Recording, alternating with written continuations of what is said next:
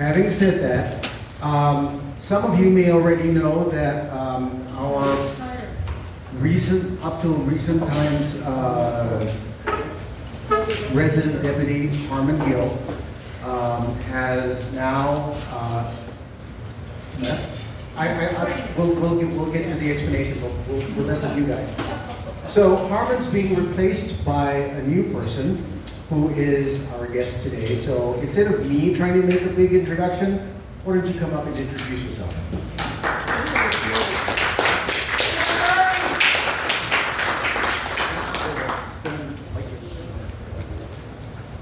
Hello everyone. Good evening, thanks for having me. My name is Deputy Rushing. Deputy, can I just put the mic right there in your mouth? Okay, thank you. Not close enough. Alright. It's been a while since I've done any public speaking, so I apologize ahead of time. If it's that bad, I know my jokes aren't as good as his. That's pretty bad then. No, so I was invited up here, thanks to you guys, and I appreciate you for having me. I know that there are a lot of expectations as far as questions and what our plans are for Three Rivers and stuff like that. When I took over for Deputy Gill, I know that a lot of people knew him, and he built a lot of trust within the community and relationships with the community, and I knew I had some pretty big shoes to fill. So first and foremost, the thing that I want to try to focus on is making sure that I'm taking care of the residents of Three Rivers and making sure that you guys know that I'm up here and I'm here for you guys and to help with some of the concerns.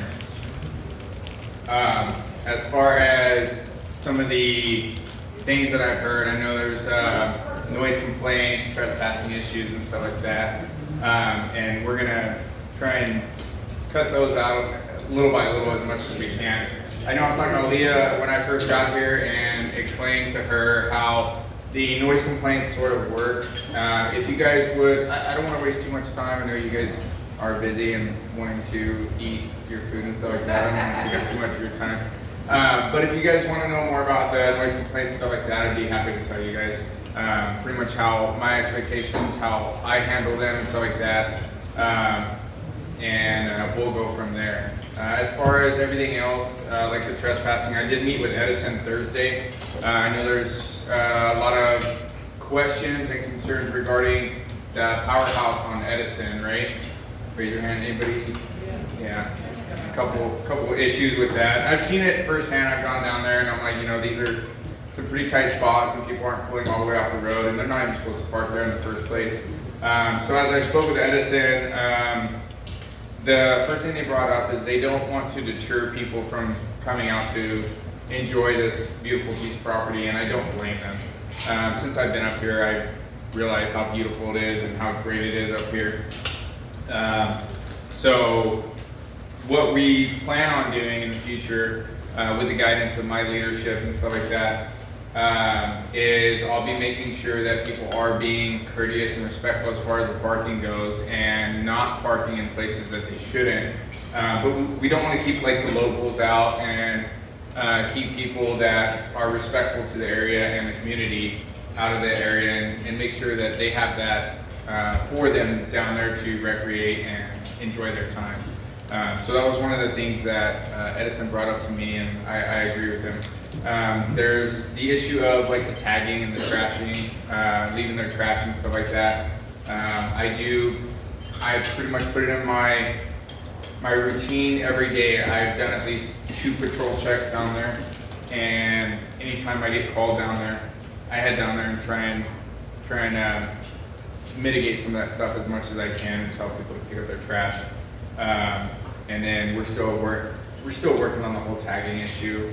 I know there's a couple spots up down North Fork that are really nice that people like to go to as well. So I've been taking pictures of some of the tagging and trying to keep an eye on what's new and what's old, and we'll go through that as much as we can. So any questions as far as that goes so far? A little bit of background. I don't know if do you guys want a little bit of background on me? Yeah. All right. Sorry. Okay, so how old am I? So I'm 34 years old, and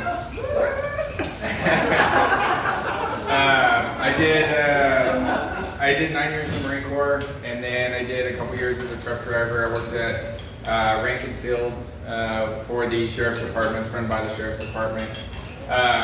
And from there, I kind of got back on my plan of wanting to join law enforcement. So I was blessed with an opportunity to work for the Sheriff's Department for Tulare County. They gave me an opportunity. I started off in the jails. I did about 2 years in the jails.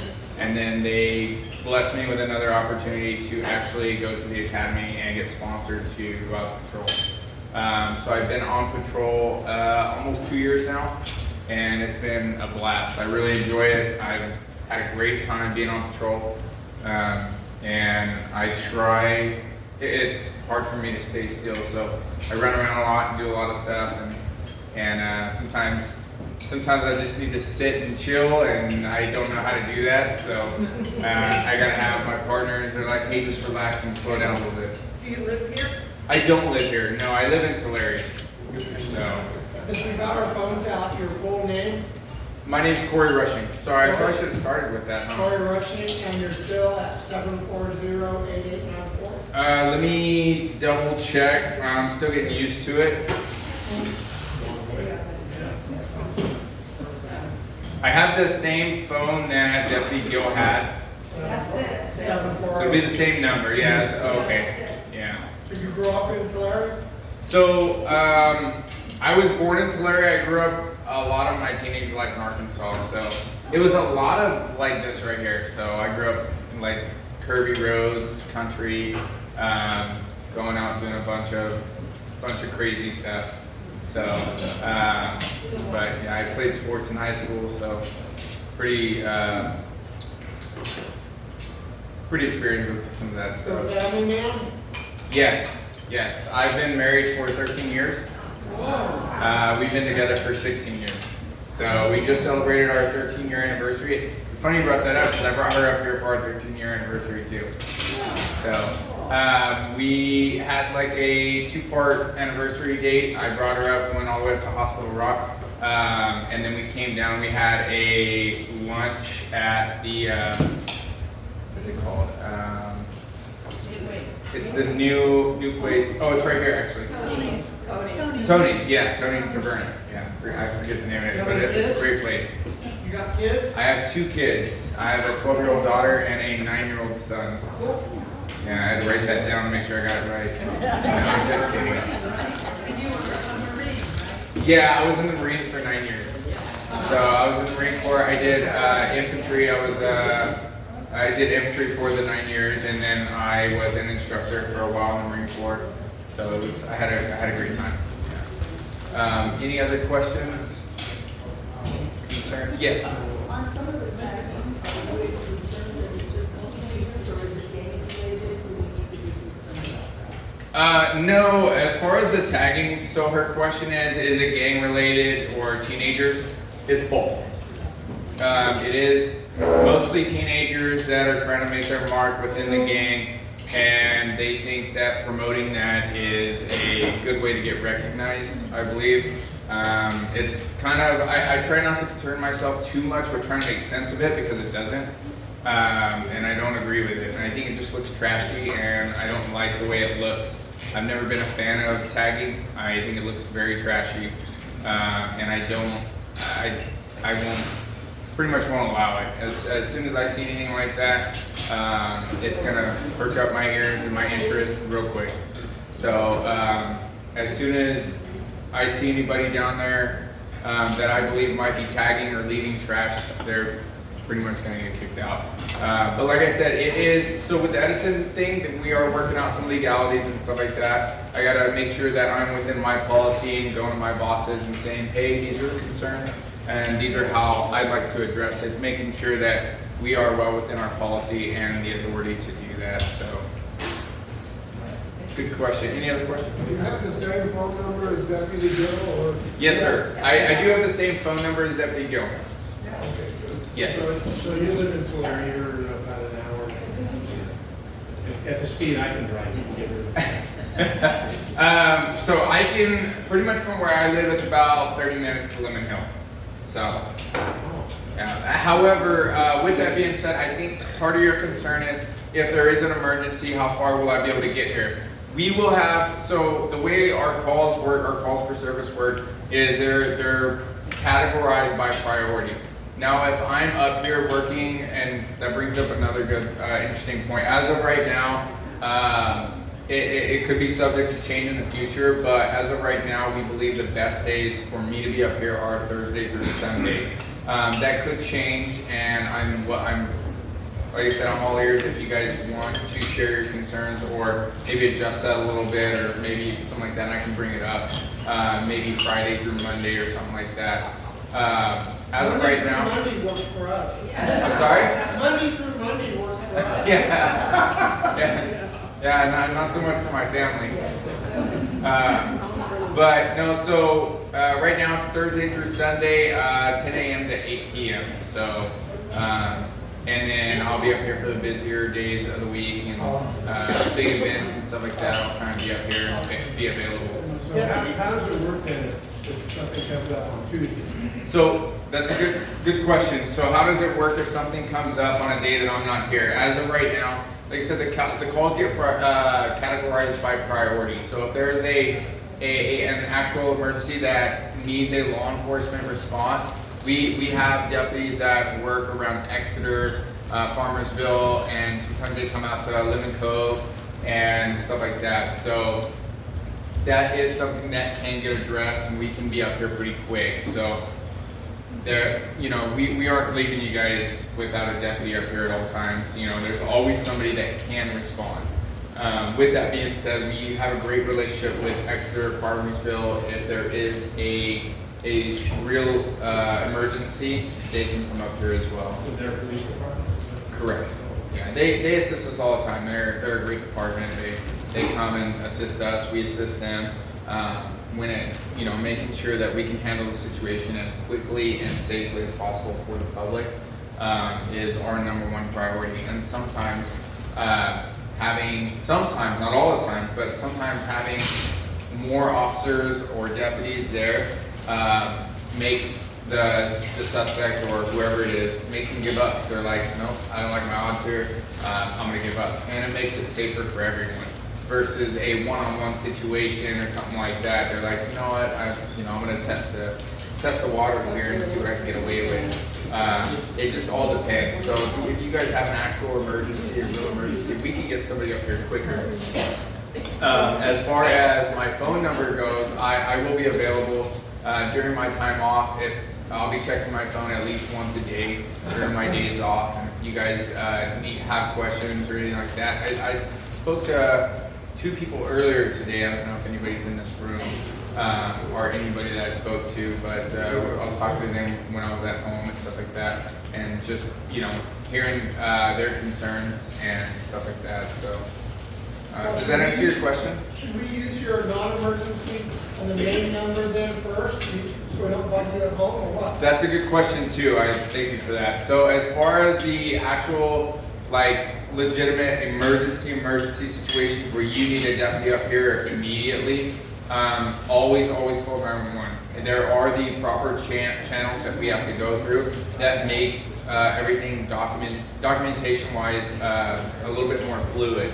So especially if you have, even if I'm up here, try to call 911. If it's not a serious emergency where you're not bleeding out or actually in a fight with someone, try to call 911 so that while they can dispatch me to you, and they can also get more information and tell me over the radio versus me driving and talking on the phone. It's just not safe. So I need to make sure that I'm going through the proper channels. So that's pretty important, especially for the investigations, the cases, and everything else. So You've got non-emergency numbers in the main channel number, but if it's non-emergency, should we use that number then?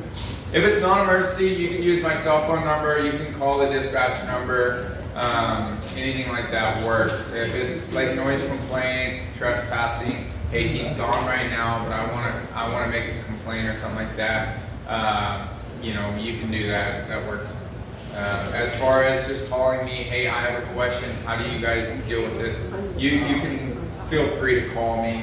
If you have we had a customer at the Shell, the Chevron the other day. And you know, if you call me saying, hey, this guy's getting a little rowdy or whatever, can you start this way? That's fine. You can call me on my cell phone. Typically, we want you to call 911 and go through the proper channels.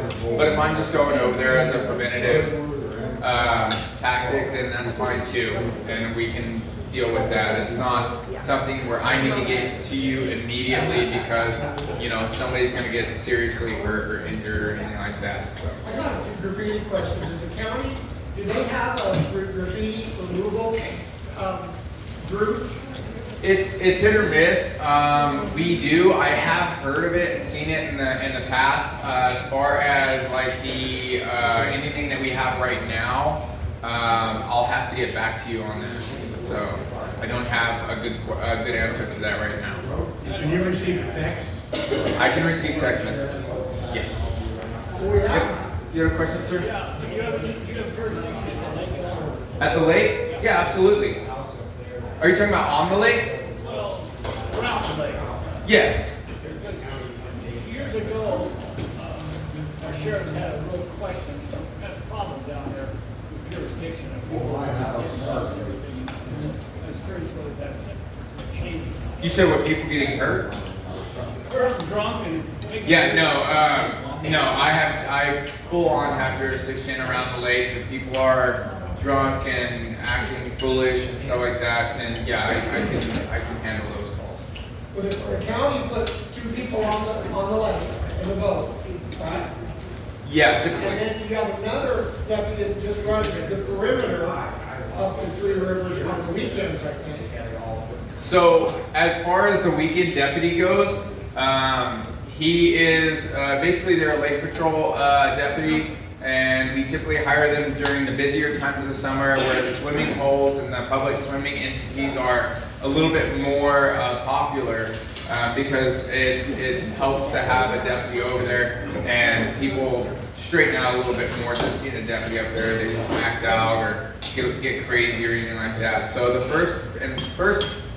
the biggest reason that they're there is for public safety and making sure that people are going to stay in line and not act out, cause a scene, and if they do end up doing that, we're right there close by. So they typically bounce from Lemon Hill to Cobble Knoll, Slick Rock, Cahuilla Wreck, and Horse Creek. So they'll bounce from there. Now, with that being said, we have a contract with the Army Corps of Engineers for that, and they help us, we assist them for that lake control entity. Complete aside, not direct law enforcement, can you tell us a little bit about what Harmon is going to be doing?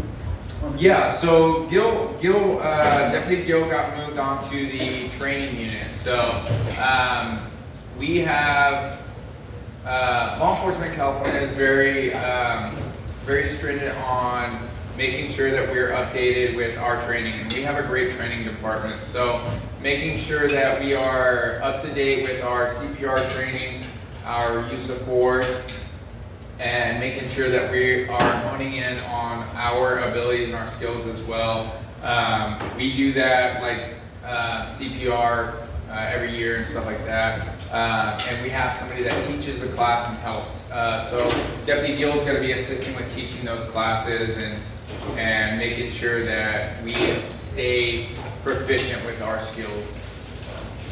And that's pretty much it. So it's something, I know he's been up here for a while and he's gotten to know a lot of you guys, and I know a lot of people seem pretty sad that he's gone. I know he's built a I good just want to say you are not the reason he took the other job. Yes. Your name again, please. My name is Deputy Cory Rushing. Corey, Russian. Yes. Is that with a C or a K, Cory? A C. A water and an R. And your number is 74088. Let me pull the phone number out really quick, make sure that you guys get the correct number. So the 14 so my beat phone, my work phone is going to be 559-740-8894. Yeah, no problem. All right, I know there were some other questions. Did we get them all answered? You have cards? Do I have cards? I don't have any cards. I do have business cards we typically write our names on. I think Deputy Gill had his own business card made. I haven't gotten there yet. I'll get there. Hopefully. Anyone else? Going once? Are you guys responsible for no parking or is that CHP? I'm sorry, say that again? Are you guys going to be responsible for no parking or is that CHP? So are we responsible for the no parking? That's a great question. Typically, both of us have jurisdiction as far as the no parking. I know I've already issued citations for people parking over the line and being a hazard to the roadway. I already did that. I've started on that. Like I said, I've told quite a few people that initially coming up here, I wanted to get comfortable, kind of get the lay of the land and get settled in, get the saddle, and then after that, then I'll start knocking things out a little bit quicker as far as like the concerns and the problems. I've already started on the parking concern because I know it is a big concern. I know it's a pretty big problem. So I've already started on that, issuing citations and stuff like that. So does that answer your question? Okay. Anything else? But typically it is CHP. It is generally a CHP issue. That's what they State do. highway. Yeah, typically. Yeah, they do it significantly more than us, so but we can do it. All right. Welcome to the community. Thank you so much. Now that you've all met him, be nice to him when you see him, please.